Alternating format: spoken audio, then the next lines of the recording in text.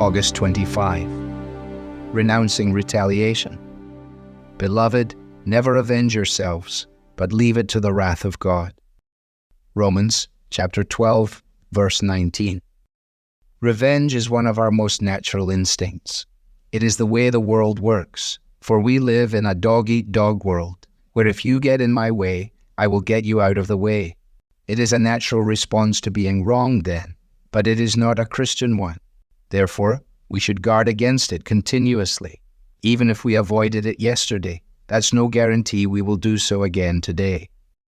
Perhaps the sports field is the place where we see most how easily revenge becomes the motivator for our plans and actions.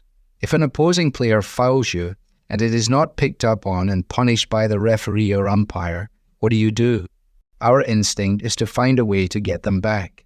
So we plot and plan and pick our moment and make it even. And as it goes on the sports field, so it goes in life, at least in our imaginations, if not in our behavior.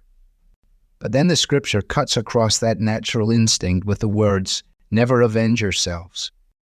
Paul did not only outline the principle, he demonstrated it. He was ministering in an environment that gave him every reason for retaliation. He himself was defamed, beaten, mocked, and imprisoned. And he was most likely still alive when Emperor Nero and his government were turning Christians into torches in the palace backyard. They tied faithful followers of Jesus to stakes, drove those stakes into the ground, covered them in wax, and set them on fire. And still the command was, "Never avenge yourselves."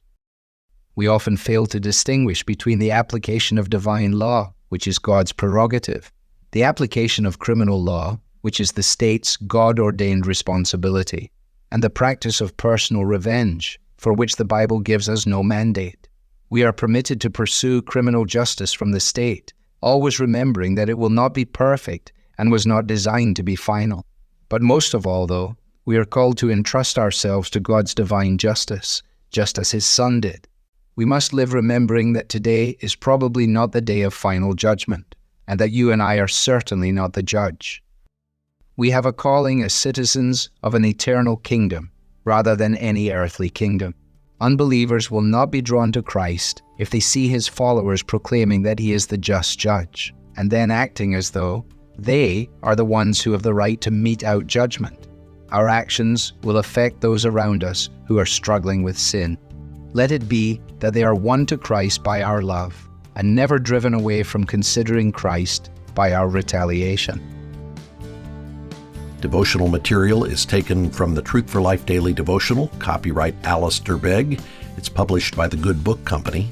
This reading was digitally created by Truth for Life and is used with permission. For more clear, relevant Bible teaching, visit truthforlife.org.